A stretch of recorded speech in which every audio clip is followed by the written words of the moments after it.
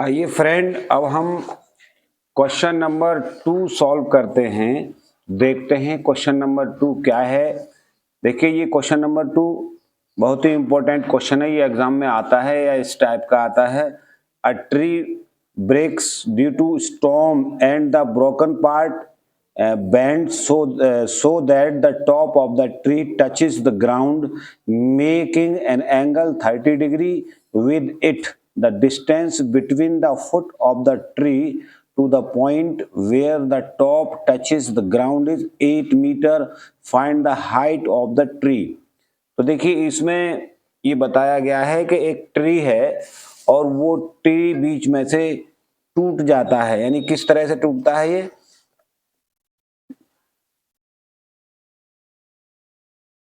देखिए, इस तरह का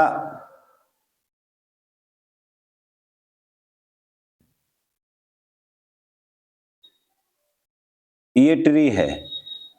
ये अब ये ट्री यहां से किसी पॉइंट से ये टूट गया, यहां से टूटा और टूटने के बाद फिर क्या हुआ, ये इस तरह से इस ग्राउंड को इसने टच कर दिया।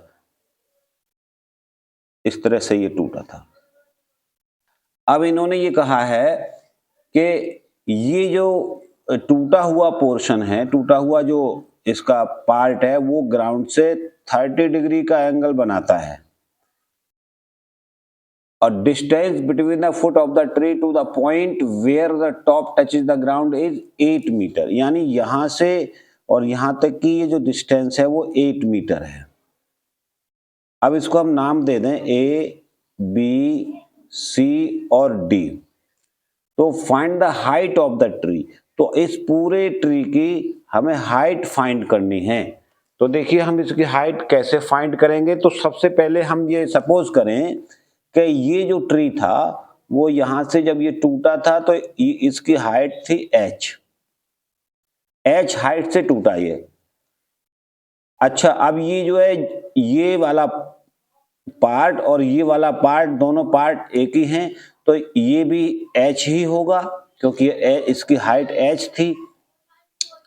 अब देखें, हम इस वाले ट्राइंगल से हम BC फाइंड कर सकते हैं इतनी, और उसके बाद में AB और BC दोनों को ऐड कर दें तो फिर हमें इस ट्री की टोटल हाइट मिल जाएगी। तो आइए फ्रेंड्स, हम इसको सॉल्व करते हैं। देखिए, सबसे पहले हम इस ट्राइंगल में लेते हैं। तो यानी कि इन ट्राइंगल BCD, इस ट्राइंगल में लेते हैं हम। तो हमें देखिए ये फाइंड करना है H। तो यहां लिखें H और ये गिवन है 8 इज इक्वल टू, तो ये हुआ यहां से इस वाले एंगल के लिए ये बेस है, ये परपेंडिकुलर है, ये हाइपोटेनियस है। तो हाइपोटेनियस अपॉन बेस हुआ, यानी हाइपोटेनियस अपॉन बेस। तो हाइपोटेनियस अपॉन बेस होता है सेक। तो यहां लिख दें सेक 30। तो H अपॉन 8 और सेक 30 डिग्री की वैल्यू होती है 2 अपॉन √3। अब ये फ्रैक्शन हो गए, इनको सॉल्व करने के लिए क्रॉस मल्टीप्लाई करेंगे तो ये हुआ यहां से √3H इज इक्वल टू 8 2 जा 16, और यहां से फिर ये √3 हटाएंगे, इधर लाएंगे तो H इज इक्वल टू हुआ यहां से 16 अपॉन √3। अब इसे रेशनलाइज करेंगे तो √3 का न्यूमरेटर और डिनोमिनेटर में मल्टीप्लाई कर देंगे तो ये यहां से हुआ 16 √3 अपॉन 3 और ये H आ गया। तो हमने ये H फाइंड कर लिया। ये तो ये और ये इक्वल हैं। अब हमें फाइंड करना है ये BC। अब हम इसे फिर से इसी ट्राइंगल में लेते हैं। Again in triangle ABC। तो इसमें फिर से लेते हैं तो हमें ये फाइंड करना है। तो यहां लिखेंगे BC अपॉन ये गिवन है DC। तो BC परपेंडिकुलर है और DC बेस है, तो परपेंडिकुलर अपॉन बेस ये होता है 10। थीटा की वैल्यू है यहां 30 डिग्री। तो BC हमें फाइंड करनी है, DC हमें पता है वो है 8 और 10 30 डिग्री की वैल्यू होती है 1/√3।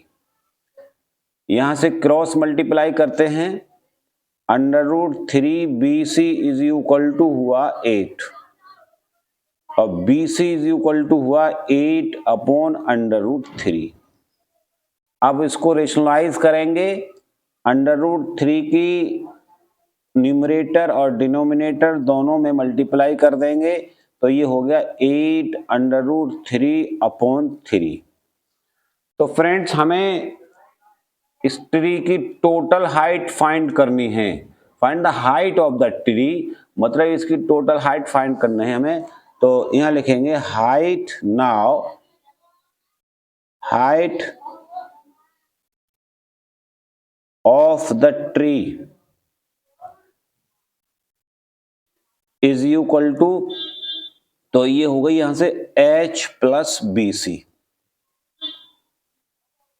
तो ये यहां इस ट्री की ये वाली हाइट, ये हाइट और ये हाइट दोनों को अगर हम जोड़ दें, यानी इसका सम कर दें, टोटल कर दें, तो ये AC हमें मिल जाएगा। अब हम इसको यहां से लिखते हैं,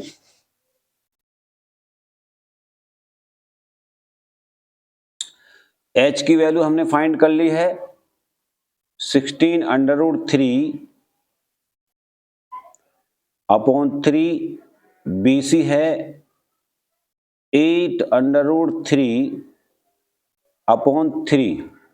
अब इसका एलसीएम आया 3, देखो 16√3 प्लस 8√3, इन दोनों को ऐड कर लेंगे तो ये हो गए 24√3/3। 3 से इस 24 को डिवाइड कर देंगे, 3 8 जा 24, तो ये हुआ 8√3 मीटर। तो फ्रेंड्स यही हमारा आंसर है। फ्रेंड्स अगर ये वीडियो आपको अच्छी लगी हो तो हमारे इस चैनल को सब्सक्राइब करें, शेयर करें, लाइक करें। Thank you.